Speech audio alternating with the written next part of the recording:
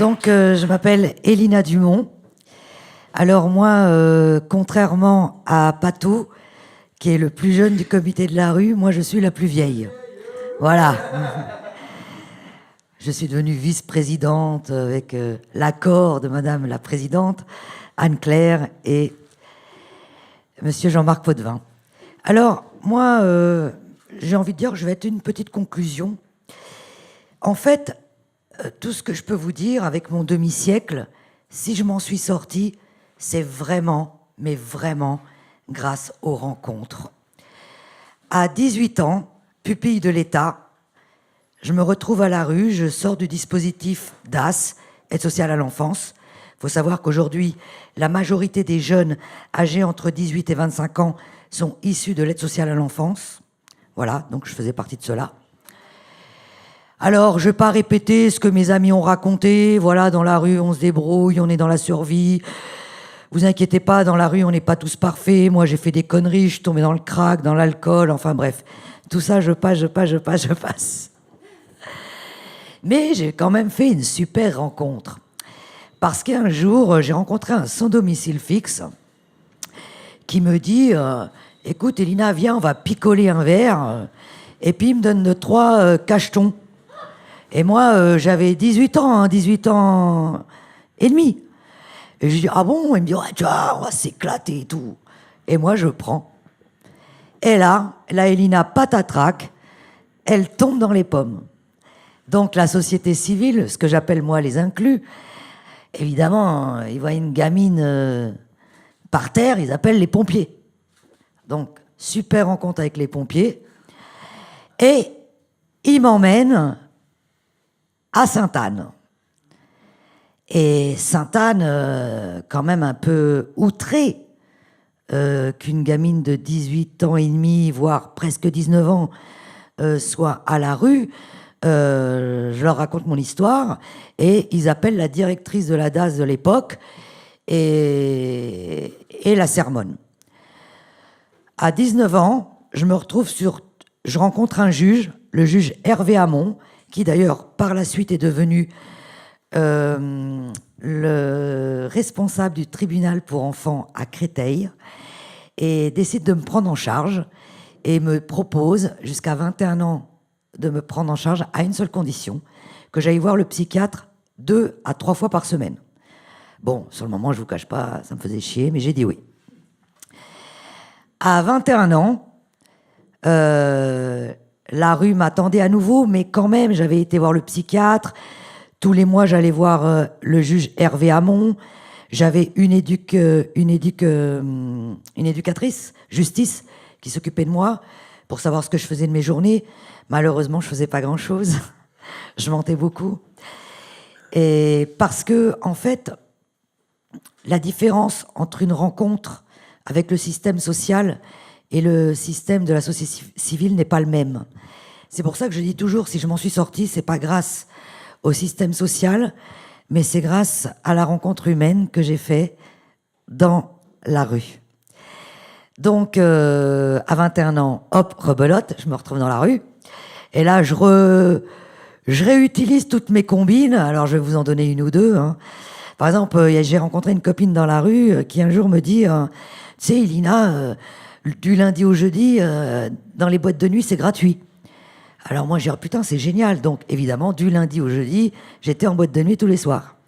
Évidemment, dans les boîtes de nuit, je rencontrais toujours des types hyper sympas qui m'offraient des verres, qui m'offraient leurs petites cartes, enfin bref.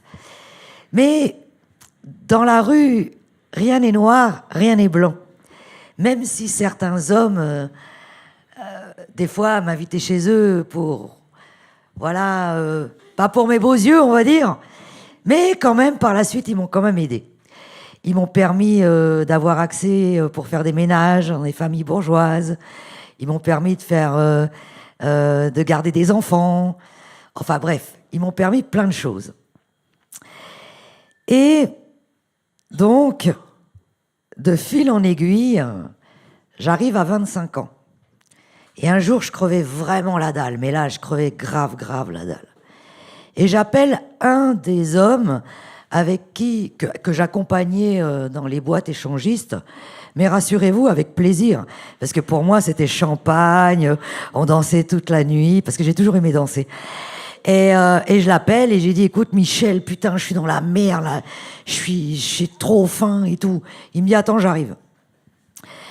Et ce monsieur était journaliste dans un grand quotidien.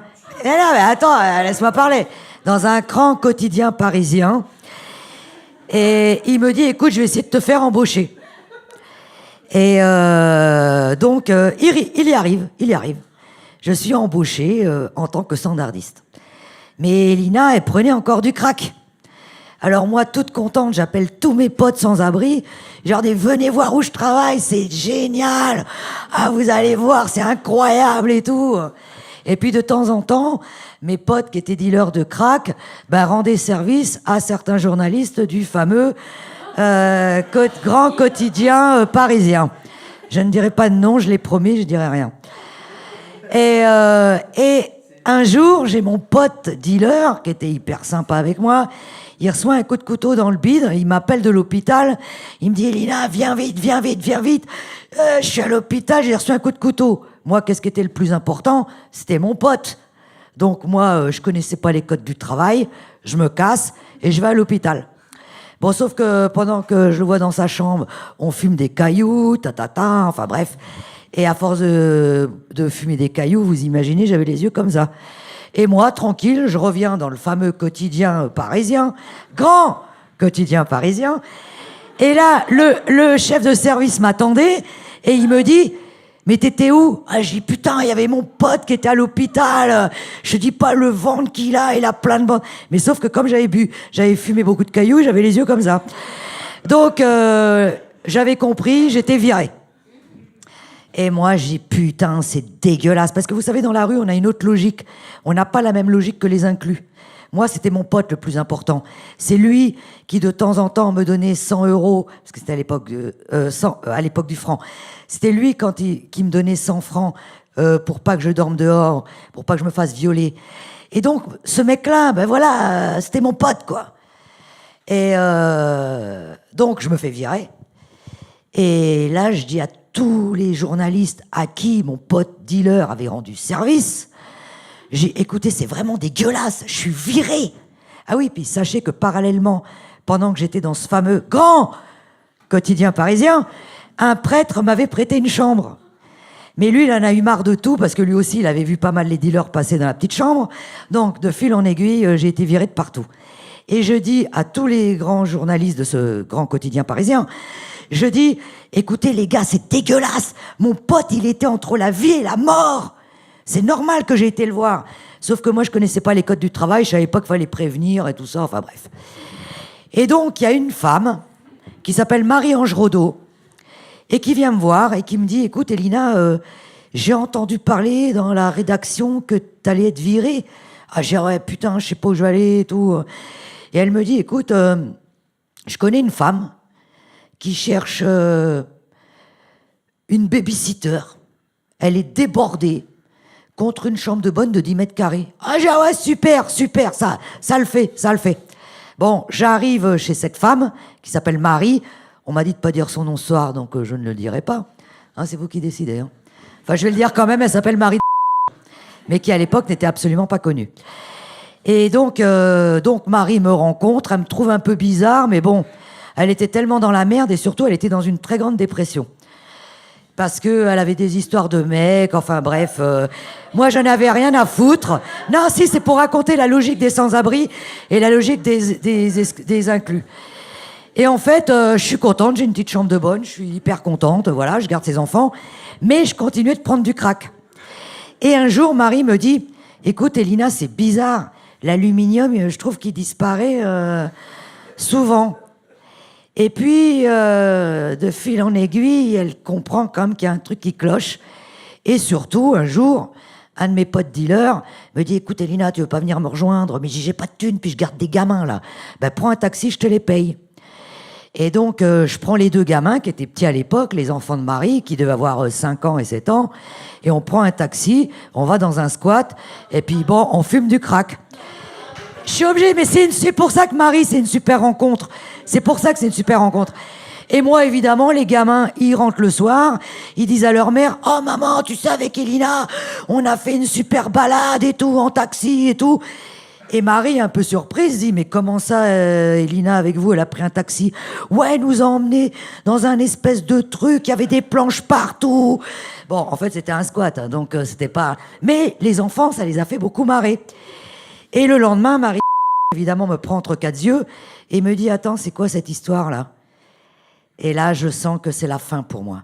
Je sens que la rue m'attend. Et elle me dit, alors maintenant, tu vas t'expliquer. Et là, cette femme, je la remercierai jamais assez.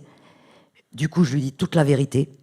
Elle me dit, je te préviens, t'arrêtes le crack. Maintenant, mes enfants, je te préviens qu'ils me racontent plus d'histoires. Tu vas retourner voir le psychiatre. Donc, je suis retournée voir le psychiatre. Je n'ai plus jamais repris de crack. Et cette femme, elle m'a accepté dans une dépression. Vous pouvez même pas vous imaginer. Parce que quand même, le crack, c'est vraiment violent. Et voilà, c'est une femme vraiment... Et un jour, je lui ai dit, mais pourquoi tu m'as pas viré? Pourquoi t'avais toutes les raisons? Elle m'a dit, mais au fond, t'as fait plein de conneries, mais j'ai toujours senti que t'avais un bon fond. Ça, par contre, ça, j'oublierai jamais qu'elle m'ait dit ça. Ensuite, pour X raisons, elle se marie et tout. Et là, je suis obligée de déménager. Non, mais c'est important, parce que j'ai fait plein de rencontres. Donc, elle déménage. Moi, je me retrouve à l'Armée du Salut. Je passe un brevet d'État pour faire du social, parce que j'avais décidé que je ferais la révolution dans le social. Sauf que l'institution est très violente, autant envers les sans-abri qu'autant envers les travailleurs sociaux. Donc, je décide de démissionner. Et là, je me retrouve à la rue une nouvelle fois. Mais bon, voilà, c'est comme ça, c'est la vie. Mais heureusement, dans mon parcours de sans-abri, j'avais rencontré une femme qui s'appelait Vera, qui tenait un centre pour femmes battues, et qui m'a dit, mais écoute, Elina, là, si t'es pas capable de faire du social, qu'est-ce que tu vas faire?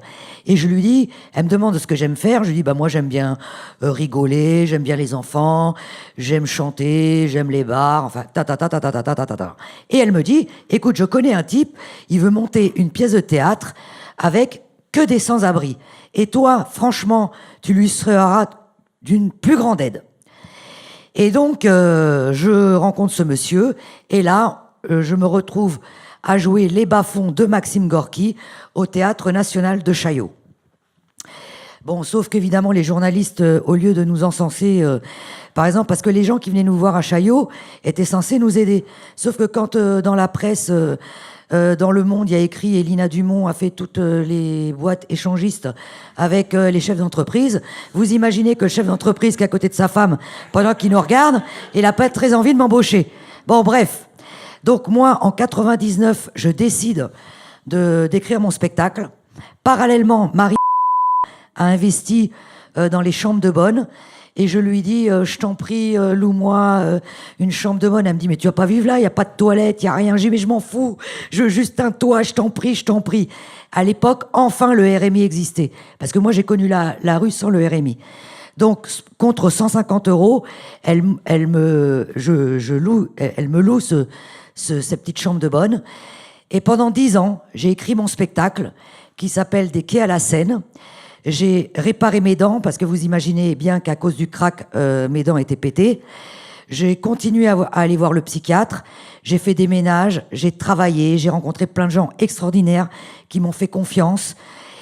Et en 2012, j'ai enfin sorti mon spectacle parce que Marie m'a beaucoup soutenue. Et elle m'a dit, attends, ton spectacle, tu vas pas le jouer dans ta chambre toute ta vie, quoi. Et en 2012, je joue mon spectacle. Et je rappelle tous les journalistes qui m'avaient médiatisé en 1998. Il y a un journaliste qui est venu. Et un journaliste du Grand Quotidien où j'avais été virée. Voilà. Et il vient les mains dans les poches, il me dit, ah ouais, c'est sympa que tu m'aies appelé et tout. Il ressort et il me dit, putain, c'est génial, Elina, ce que t'as fait. Évidemment, je l'ai pas cru. Je me suis dit, il me dit ça pour me faire plaisir. 4 jours plus tard, il me rappelle Et là, il fait mon portrait dans... Ah bah merde, j'ai dit le nom. Ah, je suis désolée, hein. Bon, et en fait, et moi, je me rendais pas compte, mais il y avait plein de comédiens qui me disaient, mais tu te rends compte la chance que t'as et tout. Suite à mon portrait, il y a Flammarion qui est venu me voir. Et là aussi, ça a été une super rencontre. Ils m'ont dit, écoute, Elina, il faut que tu écrives ton livre. Tu as beaucoup de choses à dire. Et moi, pour remercier ce journaliste qui avait fait mon portrait dans... Je lui ai dit, écoute, pour te remercier, je te demande de m'accompagner dans l'écriture de mon livre. Longtemps, j'ai habité dehors chez Flammarion. Parce que vous savez, comme j'ai pas été beaucoup à l'école, il y avait des choses que je voulais expliquer, mais j'avais pas les mots. Et moi, je voulais pas que ce soit du témoignage pur. Donc, grâce à lui, je sais que mon livre, voilà, est très bien écrit. J'ai eu de très belles critiques dans la presse. Et un jour, oui, j'ai compris, Claire. Et un jour, non, mais ça, c'est ma dernière rencontre. Et après, je finis avec Entourage. Et un jour, il y a les grandes gueules qui m'invitent. Et moi, je dénonce tout le système social. Et ils me disent, mais ça te plairait de faire partie de l'émission? Je dis, oh, je sais pas. Ils disaient, non, franchement, putain, c'est rare de rencontrer des gens comme toi. Et depuis la rencontre avec Alain et Olivier Truchot, on ne s'est jamais quitté. Et si aujourd'hui je suis là, c'est pas parce que je crois au bon Dieu, parce que je n'y crois surtout pas, moi. Alors là, moi, le bon Dieu et moi, ça fait deux. C'est parce que quand j'ai rencontré Jean-Marc Potvin lors d'une soirée à la Fondation Bettencourt, quand il a expliqué par A plus B que c'est grâce au lien social que des gens peuvent s'en sortir, là j'ai dit mais c'est ma vie, c'est comme ça que je m'en suis sortie. Et là après j'ai dit voilà, tu m'as tendu la main et franchement je crois surtout aux rencontres parce que malheureusement le système social ne peut pas faire grand-chose face à la difficulté des sans-abri qui sont très nombreux dans la rue, et une rencontre humaine, il n'y a rien de mieux. Voilà, merci.